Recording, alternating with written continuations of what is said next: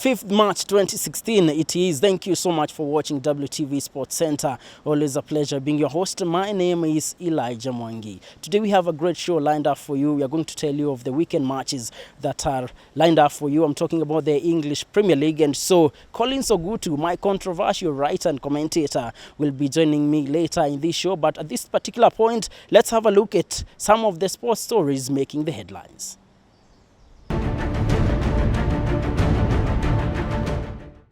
WADI DEGLA, which is an Egyptian firm, is wooing Kenyans who are willing to join the club by giving them a 40% discount of membership fees. Now, this happened during the week, and this is how that launch was at Miga Resort. We welcome investors.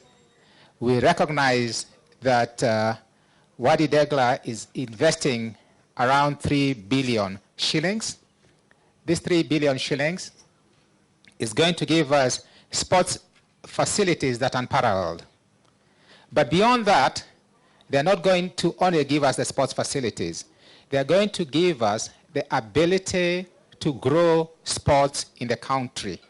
It's because we, as Egyptians, we believe that we are more Africans than being Arabs. And we are proud that we are Africans. And the nice thing is that the tournaments we play in football and in sports, it's always gathering us as Africans together. So we always feel that we really belong to Africa. One of the biggest countries we had activities in was Nigeria, for example. We had also activities in Algeria. And actually the biggest turnovers and profits that we have experienced were in these two countries. I'm also made aware that we will be spending 3 billion in Rwanda, 3 billion here, and 3 billion in my neighborhood. Actually, that idea in Karen is very good. It's not very far from me. And that is foreign direct investment in Kenya. And it is the South helping the South. It's Africa investing in Africa. Is again unprecedented. That's WADI DEGLA, the Egyptian firm which is investing in the country when it comes to clubs. And now at this point, I'm joined by Collins Ogutu, a writer with Sportica.com, to tell us more about management of clubs and even the entry of WADI DEGLA in the Kenyan market. But before that, it has been long. How have you been since then? Well, it has been a while. I've been well, and I thank you for this time. It's been like a year since I was here. Let's talk about the entry of WADI DEGLA in the Kenyan market. Do you think the country is doing enough to support such clubs? I think the country is not doing enough because it's like nobody has really come out to create our own.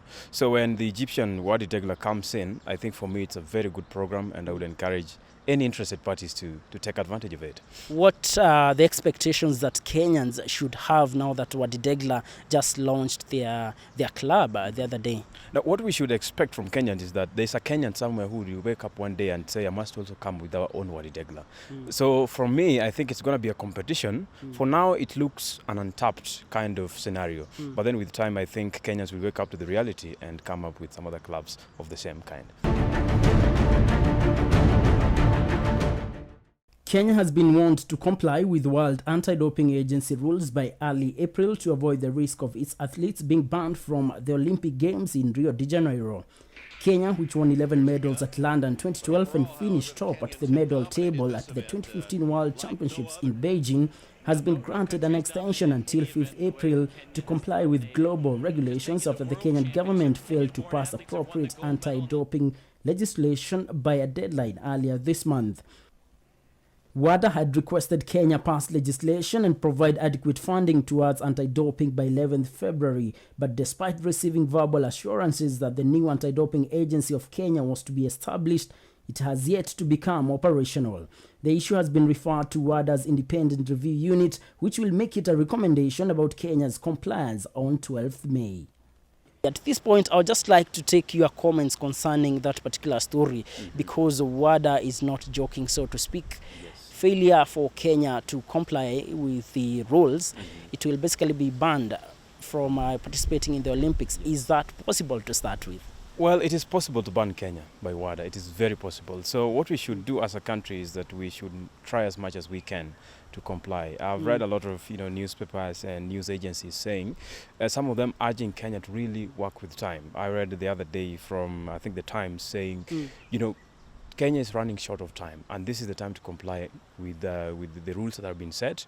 Or rather, if we don't comply, then the consequences, we know them. They can ban us, and if they ban us, the loss is ours. So we must comply with them. And where is the weak link? Because now we heard just the other day the MP, the former athlete who is now an MP, saying that he has presented that bill, but the MPs are not giving it much time. Where is the weak link?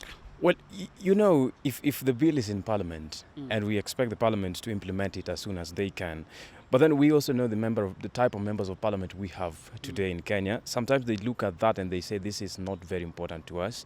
They can take as long as they can, but then they should put the interest of the country at their own hands, and then they say, let's do this before 10th. So for me, the weak link is simply with Parliament. The sooner they do it, the safer we are. The later they do it, the bad or the worse we get. Well, we are looking at that law which is supposed to be passed to regulate matters to do with doping here in the country. And it's very serious because failure for Kenya to comply with that deadline, it means Kenya might be banned from participating, in the Olympics. So at this point, it's a matter of wait and see, as I had said earlier. Now, let's move on to matters football here in the country. I'm talking about the Sports Pesa Premier League, which just kicked off the other day. And the matches that we've been having here in the country, Gor Mahia, the team that was unbeaten last season, now it's a tough season to start with. Gor Mahia have not had a dream start to their quest for a fourth straight league title, drawing 0-0 with Chemelil Sugar in Kisumu in the opening match before being held to a 1-1 draw by a resilient Posta Rangers at the Nyayo National Stadium. Their run has been wobbly across all competitions, a deep contrast to the fluent side they were last time when they steamrolled all opposition to bag the national championship unbeaten. It has been a challenging start to the season for Gor Mahia, and the team is still looking for their first win of the season, even though this is just their third match of Gor Mahia. Getting it rough this time round. And Collins, let's go straight to matters about Gor Mahia, because last season it was a walk in the park. What do you take from Gor Mahia's false start, if I may call it like that? Well, I expected it to happen. You cannot just run rampage in terms of football on other teams. You remember the last year when I was talking about unbeaten nature of Gor Mahia, I was questioning the capability of other teams. Are they able to beat Gor Mahia? But then they've proved me wrong, so to speak. By Gor Mahia has now been beaten much more than it was beaten last season. Remember, they've only played like 3 or 4 matches.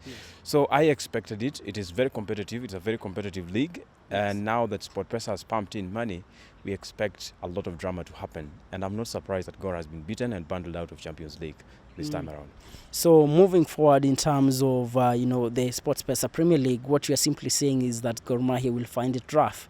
Let's just look at now the other side of AFC Leopards. What do you think of AFC Leopards? Well, they look promising with a new coach. They have a Belgian coach who was unveiled last week.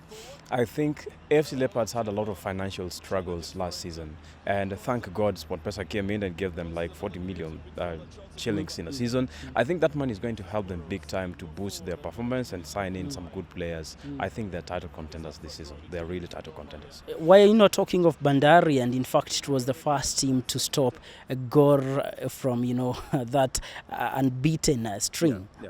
Bandari took advantage of Gor's pride, and they worked well on it. I cannot say Bandari is going to win the Kenyan Premier League because they don't look like they're going to do it for now. They're candidates, yes. They look like they want to do it, but the question is, do they have a team that can do that? For me, I think they have one single team, and sometimes a team can get exhausted. And if it does, people like FC Leopards, people like Tusker, people like Sofapaka will take advantage of it and run away with the cup. We are talking about matters to do with SportPesa Premier League and looking at even the way Gor is struggling to keep afloat. Now, at this point, we come to the end of our part 1 here at WTV Sports Center. But remember, you can always give us feedback about the stories that we are discussing here today. On Twitter, you'll find us at WTVKE. Use the hashtag Sports Center. We take a short break, but I now leave you with some of these matches that you're expecting this weekend come SportPesa Premier League.